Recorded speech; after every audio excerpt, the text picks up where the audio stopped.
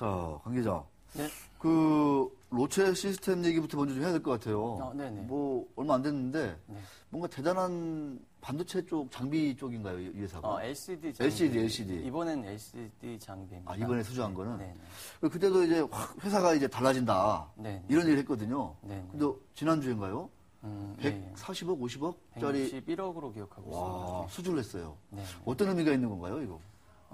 제가 올해 첫 방송 때 그런 말씀드렸습니다. 올해 이제 삼성하고 LG가 그 중국의 LCD 공장 투자를 맞아요. 이제 진행을 하고요. 1분기 때는 삼성, 2분기 때 LG가 예상된다는 그런 말씀드렸습니다. 그래서 협력사들 미리 좀 주목하시고 그땐 그런 표현까지 드렸어요. 여긴 무조건 지난 10년 동안 돌아봤을 때 올해는 무조건 올라가는 턴이다라는 말씀드렸는데 그 이후에 정말 대부분 LCD 장비 기업들이 많이 폭등을 했죠. 로체도 마찬가지로 삼성의 공정 자동화 장비를 주력으로 공급하는 회사이기 때문에 그 시기의 문제였지 이번에 수주를 받았습니다. 이 이후에 최근에 여러 기업들이 삼성으로부터 대규모 수주를 받고 있습니다. 있다. 예, 네. 알겠습니다. 정말 오늘도 그냥 로체가 5% 이상 이렇게 네. 순항을 하는 모습입니다. 강 기자의 로체. 네. 로체.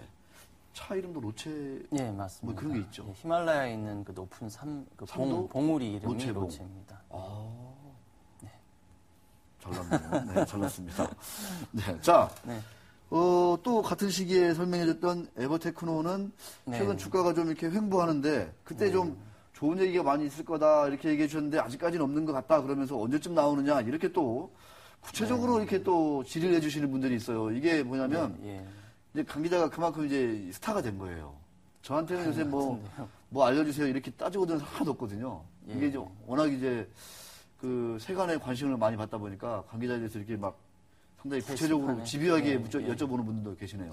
게시판에 오랜만에 올라온 것 같은데요. 제 이름이나 거의 매주 올라오고 있습니다. 제가 계속 보고 있는데요. 한 달 만에 올라온 것 같아요.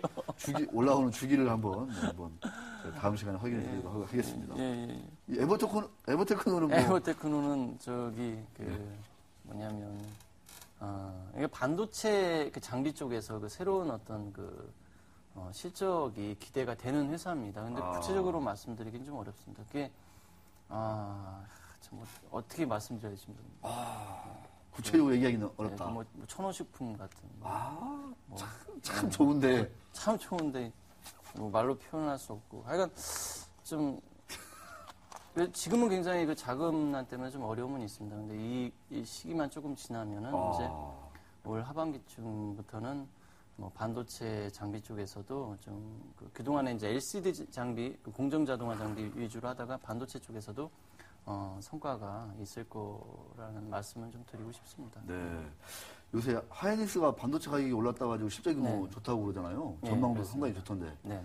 실제로 반도체 가격은 계속 좀 이제 좀 사이클이 좀 바뀐 건가요? 수년간 계속 빠졌었는데. 수년간 치킨 게임이라고 해가지고 경쟁을 했는데 실상 이제 삼성하고 하이닉스의 승자 독식으로 마무리됐습니다. 지난해는 조금 조정이 됐다고 보더라도 이제는 삼성과 하이닉스가 이제 물량을 조정하고 가져가는 그런 입장이 됐기 때문에 앞으로는 계속 메모리 시황은 계속 꾸준히 좋지 않을까 하는 생각이 듭니다. 알겠습니다. 네. 에버테크노가 천호식품 같다고 하니까 주가가 살짝 반등하고 있습니다. 자, 여기까지 하고 참 좋은데 뭔가 얘기할 수 없다. 저도 진짜 궁금해지네요. 자, 강 기자, 오늘은 어떤 좀 얘기를 좀 해주실 건가요? 네, 이번 시간에는 디스플레이 장비 기업 K시텍이 반도체 소재 쪽으로 좀 업종을 다양화하는 그런 내용을 다뤄볼까 합니다. K시텍을 미리 말씀드린 이유는요. 이미 어느 정도 주가가 지금 아까 말씀드렸듯이 LCD 장비 쪽으로 테마가 엮여서 굉장히 지금 이미 많이 올라가 있어요. 올랐네요. 네, 그러니까 오늘은 미리 말씀을 드리는 이유가 어떤 배경 지식 차원에서 받아들이셔야지 또 K시텍 말씀 듣자마자 또 투자하시고 그러는 건 좀 자제해 주셨으면 해서 미리 말씀드렸습니다. 주가가 그렇게 많이 올랐다기보다는 그래도 올 들어서 좀 상당히 좋은 흐름을 보이고 있긴 하네요. 그죠? 52주 신고가를 최근에 경신하기도 하고요. 굉장히 지금 흐름은 좋습니다. 자, KCT 가면은 이 전통의 장비 회사인데, 네, 네, 자, 네. 어떤 회사인지부터 한번 좀 쭉 한번 설명 좀 부탁드리겠습니다. 우선 KC텍은 그 주성 엔지니어링하고 DMS 이 세 군데와 함께 이제 그 장비 분야를 대표하는 빅3 기업이었습니다. 이었습니다. 예, 이었습니다. 왜냐하면 최근에 반도체 장비 쪽에서는 유진테크, 또 OLED 장비에서는 AP 시스템, 또 이외에 반도체 장비, 뭐 OLED 장비 모두 잘하는 원익 IPS 등 차세대 주자들이 지금 급부상하고 있거든요. 그래서 과거처럼 이제 빅3라고 하기엔 좀 무리가 있습니다만, 하지만 여전히 그 대표적인 그 장비 기업 반열에는 올라 있는 상황입니다. 네. 근데 KC텍은 이제 그 실적 부침이 심한 그 장비 분야에 이어서 그 소재 분야에 그 관심을 갖기 시작을 했습니다. 예, 왜냐하면 장비는 아시다시피 반도체 디스플레이, 삼성, LG, 뭐 하이닉스 이런 기업들이 대규모 투자를 하지 않는 이상, 혹은 투자의 변동에 따라서 실적이 그대로 쫓아가거든요. 맞습니다. 그러다 보니까 이제 지난해 대표적으로 정말 모든 그 LCD 장비 기업들이 와르르 지난해 실적 하락, 직격탄을 받았습니다. KC텍은 이런 그 실적 부침이 심한 그 장비에 이어서 소재, 재료 쪽에 관심을 갖기 시작했어요. 이제 아시다시피 또 재료는 공장이 가동하는 한 계속 들어가거든요. 그렇죠. 공장 가동률에 따라서 조금 변화는 있겠습니다만 재료는 계속 들어가기 때문에 부침이 덜하다. 예, 부침이 좀 덜합니다. 그래서 소재를 선택을 해가지고 추진을 하기 시작했고요. 그 선택한 사업이 슬러리입니다. 슬러리. 네, 굉장히 그 생소한 단어죠. 슬러리. 네. 슬러리는 이제 반도체 슬러리. 네, 네. 슬러리. 네. 네, 반도체 원판이 있습니다. 반도체 원판을 평탄하게 이렇게 그 갈아주는 데 쓰이는 그런 소재입니다. 예. 네. 갈아준다, 이렇게. 그림이 잘 나와 있네요, 저걸. 예. 저기에 이제 반도체 위를 이제 그 기계적으로 또 화학적으로 평탄하게 갈아주는 재료를 말합니다. 이야. 예. 근데 제가 준비한 게 아닌데 우리 작가님이 따로 준비하신 것 같습니다. 대단하구나. 대단하시네요. 네. CMP 슬러리 공정 과정. 저런 것도 다 나와 있네요. 네. 어디서 구하셨죠, 저걸? 대단합니다. 예. 이제 확실히 이제 그 머니투데이 방송의 어떤 그 네. 수준이 네. 업그레이드 된 거라고 봐야죠. 예. 슬러리까지 이렇게 나오는 방송이 어디가 있나요, 도대체? 예, 맞습니다. 저도 처음 들어본 것 같아요. 슬러리. 네, 슬러리. 네. 저게 좀 돈이 좀 되는 건가요? 예. 근데 세계 시장 정확한 규모를 찾아보려고 했는데 그 자료는 제가 파악을 못했습니다. 아쉽게도요. 다만 이제 그 미국의 캐보트하고 일본의 그 히타치 등이 그 해외 기업 등이 그동안 과점을 해왔고요. 이 시장에 국내에서는 이제 제일모직이 가장 선도적으로 진입을 했습니다. 2003년부터 삼성, 그리고 2008년부터 하이닉스하고 거래를 시작했고요. 2010년에는 이제 이 분야 1위인 미국 캐보트가 이제 소송을 제기한 건에서 승소를 하면서 제일모직의 그 슬러리 사업이 한층 탄력을 받고 있습니다. 네. KC텍은 이렇듯 그 국내외 기업들이 이제 진입을 한 그 슬러리 분야에서 어떤 그 특징을 가질 수 있냐면 기존의 그 슬러리가 실리카 혹은 그 메탈 슬러리 이런 제품들이 주로 쓰였습니다. 근데 이제 반도체 공정이 굉장히 그 미세화, 그 나노 공정이라고 하죠. 나노미터 공정으로 굉장히 미세화되는 시장에 새롭게 생긴 게 세리아 슬러리입니다. 세리아 슬러리. 네, 여기는 굉장히 미세한 그 반도체 선폭에서도 적용할 수 있는 그런 제품이거든요. 그래서 새롭게 떠오르는 시장을 KC텍은 주목하고 세리아 슬러리 시장에 새롭게 진입을 했습니다. 네. 뭔가 더 정말 미세한 공정에 네. 딱 필요한 그런 기술이라든가 네네. 그런 제품이다 이렇게 보면 되겠네요. 네, 그렇습니다. 세리아 슬러리. 근데 날 더워질 텐데 이제 슬러시 드시면서 가끔 슬러리 생각하면 KC텍 또 이렇게 이어주는 이런 센스. 투자하시는 분들은 생활이 다 투자로 연결돼야 돼요. 그죠? 자, 특허 소송 얘기를 잠깐 했었습니다. 네네. 이게 좀 어떤 얘기예요? 예. 우선 KC텍이 이렇게 진입을 한 슬러리 시장에서 2007년에 처음 하이닉스의 제품을 공급하면서 매출을 시작했고요. 이후에 삼성하고 동부 하이텍 모두와 이제 거래를 시작을 했습니다. 그런데 하지만 이제 일본의 히타치가 이걸 가만히 보고 있지는 않았습니다. 이 자라나는 이 새싹을 초기에 이제 밟기 위해서 2011년에 11월이었습니다. 미국에서 KC텍을 상대로 슬러리 특허 소송 침해했다고 이제 제기를 한 것이죠. K시텍은 그 지난해 7월에 반대로 이제 국내에서 히타치를 상대로 특허 무효 심판을 제기하면서 양사 간 특허전이 이제 본격화됐습니다. 보통 이렇게 되면 굉장히 장기화되는 상황이 많거든요. 그러니까요. 예, 근데 소송전이 그렇잖아요. 예, 그리고 또 국내에서는 K시텍이 이제 매출 2천억 안팎으로 하는 그 중견기업 순인데 히타치는 아시다시피 전 세계 글로벌 기업 아니겠습니까? 히타치. 예. 그래서 좀 장기전으로 갈 것이라고 예상을 했는데 다행히 지난주였습니다. 지난주에 극적으로 양사가 전격적으로 합의를 해가지고 모든 소송, 국내외에서 진행 중인 모든 소송을 서로 취하합시다라고 결정을 하면서 사실상 종료가 됐습니다.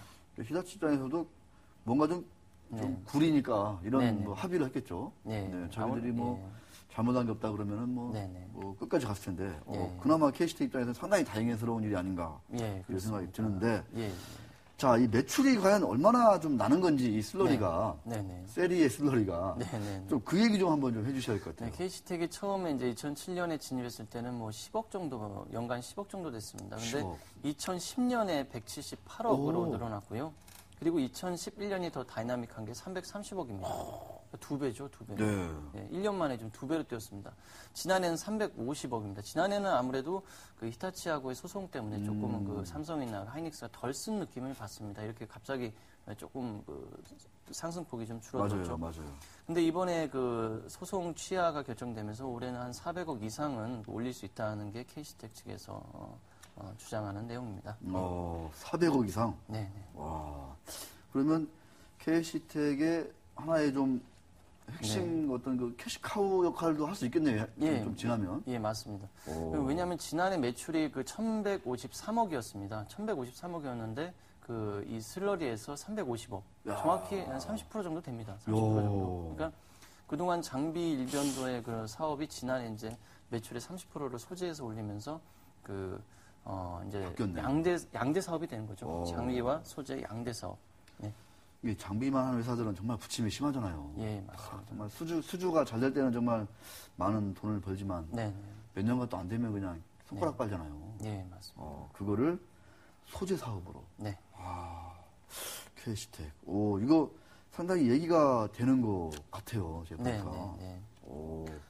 KC텍은 최근에 이런 소재 사업 때문에 좀 시장에서의 평가 이런 것들도 좀 이런 것들이 같이 좀 반영이 됐다. 좀 이렇게 좀 봐야 되는 건가요? 어떻게 좀.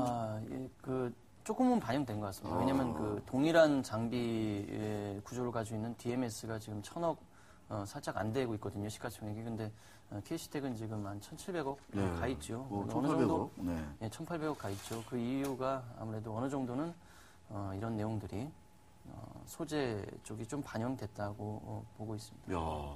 좀 KC텍이 좀 이렇게 좀 그래도 장비 회사가 소재를 같이 하고 이런 게 쉽지는 않을 텐데 좀 뭔가 회사 차원에서 좀 이런 신사업을 좀 해보자 이런 좀 의지라든가 실제적인 어떤 프로젝트가 좀 많이 좀 진행되나 봐요. 예, 지난달입니다. 지난달에 그 미래사업팀을 구성을 했습니다. 미래사업팀. 미래사업팀장으로는 이 회사가 K시텍의 계열사가 굉장히 많습니다. TCK라는 그 코스닥 상장사도 그렇고 맞아요. 한 6개 정도 핵심 계열사를 두고 있는데 여기도 저 전략기획실이 따로 있습니다. 근데 거기 실장 역할을 하시던 분이 이번에 그 승진 발령이 나면서 이제 미래 사업팀장으로 그 새롭게 이제 M&A나 여러 그 회사의 그 차세대 먹거리를 발굴하는 그런 역할을 주어졌습니다. 그만큼 이제 그 지난해 만약에 장비가 없었으면 어쩔 뻔했나 그런 내부적인 생각이 드는 거죠. 장비가 아니 소재가 없었으면 어쩔 뻔했나 하는 생각을 하니까 앞으로도 계속 신사업을 지속적으로 발굴해야겠구나 하는 생각으로 미래 사업팀을 구성을 했습니다. 네, 알겠습니다. 기존에 그 잘 나가던 어떤 장비, 디스플레이 장비 여기는 올해 말씀하신 대로 뭐 괜찮은 거죠? 예, 올해 뭐 다른 기업들 LCD 장비, OLED 장비 다른 기업들과 마찬가지로 K시텍도 여기서 수혜가 더해질 거고요. 올해 내부적으로는 한 2천억 정도 안팎의 매출을 예상을 하고 있습니다. 불가능한 게 아니라 2011년에 이미 1,900억대 매출을 했습니다.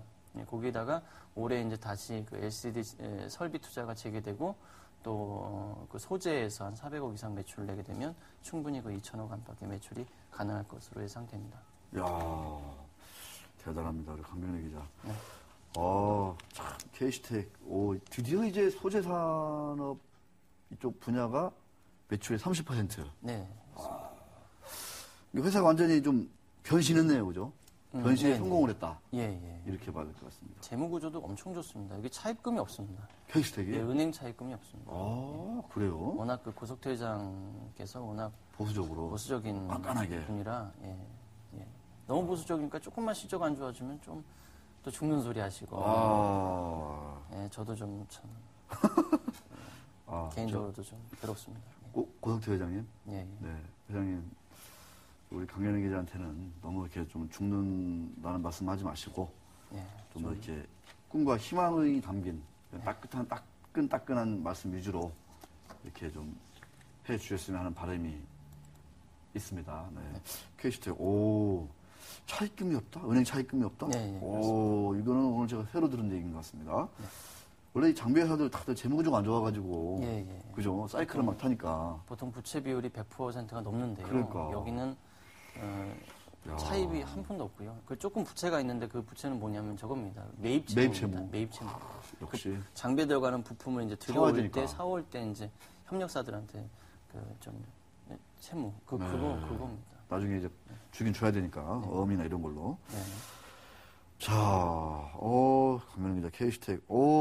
케이스텍의 미래를 한번 좀 잘 지켜봐야 될 것 같아요. 소재 산업. 슬러리? 네, 슬러리. 슬러리. 자, 시청자 여러분, 슬러리 한번 잘 공부해 보시면서 케이스텍의 어떤 그 앞날을 같이 한번 좀 지켜봐 주시는 것도 이 시대에 재미있는 흥미거리가 되지 않을까 이런 생각이 듭니다. 자, 탐험 시간으로 떠나보도록 하겠습니다.